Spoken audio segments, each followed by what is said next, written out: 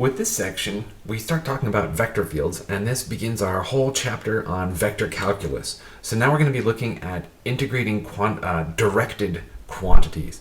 So to get a feel for what I'm thinking about, most of the time you should think of vector fields as currents of flowing water or air. Those will help with intuition. So for example, integrating to find a directed quantity might be like, hey, suppose you want to build a wall and you're interested in like how much force a blowing wind is going to exert against that wall. Well, the force is going to depend on which direction you're coming from. So you need to understand the vector components of that force. That's the kind of question that we'll be looking at in the upcoming chapters. So that the one I just gave you was like mechanical force, but there's also, of course, applications to electromagnetism and gravity and all sorts of other things. So for now, let's just start with the basic definition. And so a vector field is just a function that goes from Rn to itself. So in other words, it takes in a vector of length 2 and spits out a vector of length 2, or else it takes in a vector of length 3 and spits out a vector of length 3. And these are typically things we can't really graph very well, but we can understand them and draw pictures nonetheless. The idea that you should have is you should think that, like, if we start with x being a point in Rn, then the output is going to be fx, also in Rn. And so you should think of capital Fx as being a vector attached to the point x. And I'll draw some pictures to show you what I mean about this.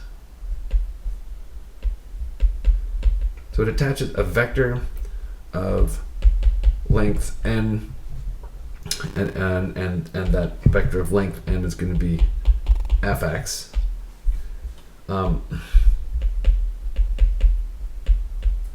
To the location x. All right, and so with that idea in mind, the best way to visualize, instead of drawing a graph, because I mean, for a function from Rn to Rn, you can't draw a graph, you need four-dimensional axes, is we're going to plot a copy, a small copy, maybe not to scale, of fx at x. And so when I say at x, I mean that this is where the vector is based or drawn from. Okay, so, and by the way, also throughout this entire unit, I'm going to do terrible things.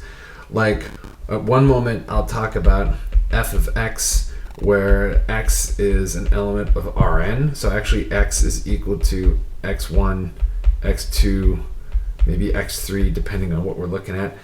And then in the next example, I might do like f of xy, and here xy is an element of R2. Okay, so hopefully the context will make it clear and it won't be too confusing. Just wanted to give you fair warning. So for our first example, let's look at the vector field. So this is a vector field on R2. It's got two components. And so that means I need to give two output functions of x and y. And we're just going to go real simple, minus y and x. So in general, this first component here, this could be like some complicated function of both x and y. And this second component here, this could also be some complicated function of x and y. But like I said, let's just keep it simple. Okay, so how to plot this vector field on R2? Well, there's our copy of R2. And so we'll say, let's look at what xy is, and then let's look at what f of xy is, and we'll plot points just like you're back in grade 8 or something like that. So let's see. We will do, well, we can do the origin. It's not very interesting in this case. We just get 0, 0 out again, so there's nothing going on. I'll just put a little blue dot right there. And then we could do like 1, 0. And so let's see, x is equal to 1. And so that means I get a 1 over here, because that's the output. And then y is equal to 0, so I get 0, 1. Okay, so now what I do is I go to the point 0, 1. So that's, or sorry, I just said it wrong. Duh. I go to the point 1, 0. So that's this one right here, 1, 0.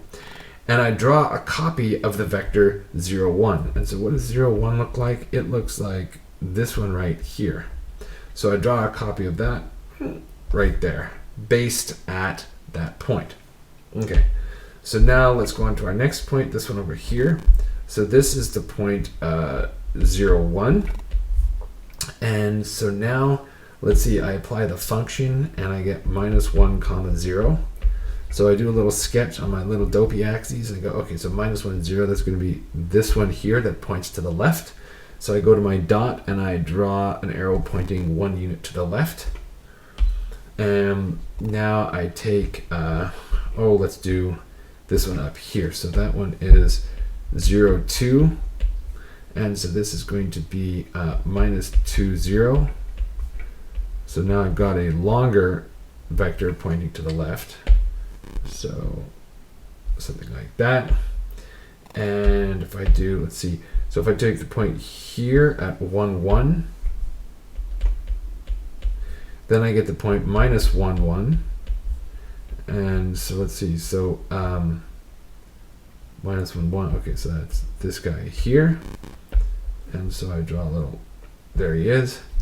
And continuing in this fashion, I can fill in the arrows and what they're doing at all different points of this grid, and I'll just like put it into fast forward here and zoom into the distance. Sorry. Nobody wants to zoom any more than they need to these days. I should have used a different word. Okay.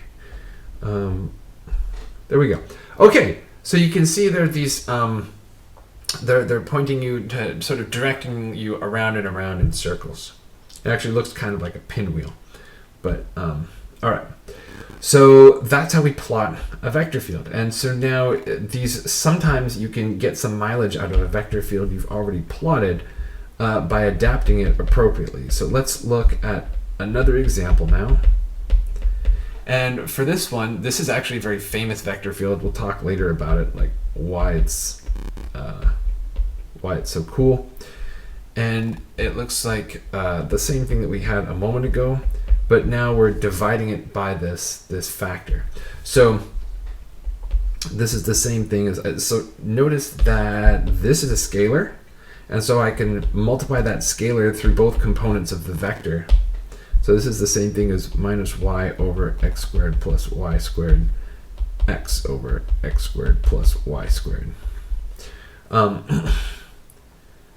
Let's see. Okay, so now we go to figure out what's going on with this thing, and multiplying by this scalar does not change the direction, only the magnitude. And so you can see that as we get close to the origin now, this quantity here is going to go to 0, which means that the entire fraction is going to blow up to infinity.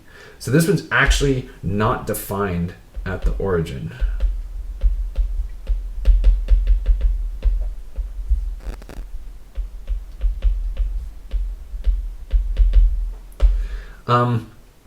But for all of the other points that we computed it, the vector is well defined, and it's pointing in the same direction. The only thing is that now it's pointing, it's pointing length 1 here, but now it's pointing much bigger here, and then these ones get real small real fast. And the same thing going the other way. So like this, and then much bigger and much smaller as you move away. So what we have here is kind of a vortex. And what I mean by that is if you imagine, like going back to our earlier one, if you imagine like, hey, what happens if I drop like a little floating thingy into this water current like here? Well, it's just gonna go around and around in a nice little swirl. And I'll talk about flow lines in a moment, and well, sorry, that last part was a mess up. But over here, this, if you start off out here, it goes around in a nice little swirl.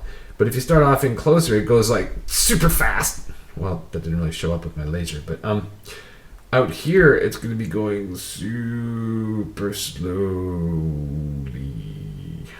right? And it's going to be going faster and faster as you get toward the middle. So let's see, what's another example of something that's qualitatively different for a vector field? Here's one that comes up, or versions of it. So fx is going to be minus x over absolute value of x. And so here I'm talking about x in Rn, right? So just to make it concrete, we'll draw a picture of it for when n is equal to 2 and take a look at what happens. Let's see. So this is the same thing as minus 1 over absolute value of x times x. And so this part here in parentheses is a scalar. And that'll help me actually sketch this one out real fast. Maybe you just want to pause the video for a moment and try drawing this vector field. Go for it. All right, I'm going to assume that you made an attempt. So let's see, what does it look like? Well, what do I put at this vector?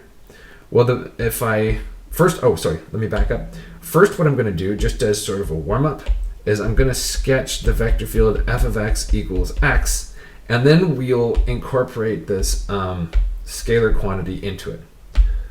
So let's see. So for f of x equals x, that means I'm going to attach a copy of this vector right here to itself. So I should just like move it out like that. And if I'm going to go to, let's see what is pointing out here, it's going to be a copy of this vector right here. So I should move that out to itself.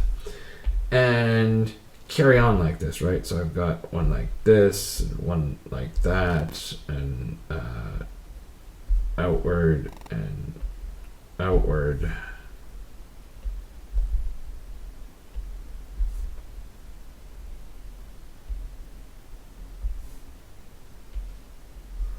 Something like this.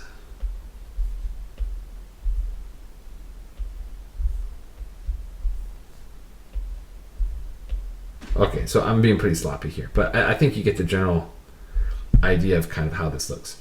All right, so now what about the one that we actually wanted to sketch? F of x equals minus x over absolute value of x. Okay, so this is going to do two things. The minus sign is going to mean that it reverses direction, so everything's going to point backwards the opposite way that it was pointing before. So now they're going to be pointing towards the origin. And then the other part here is that this dividing by the magnitude right here, what is that going to do? That's going to make everything is going to be a unit vector. Okay, so with that in mind, you can go ahead and just really quickly draw what this thing looks like.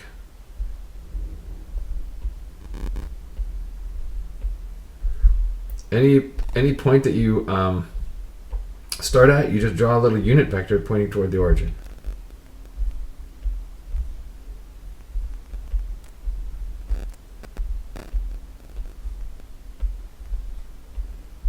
Okay, I think that's really well decorated and gets the point across. Okay.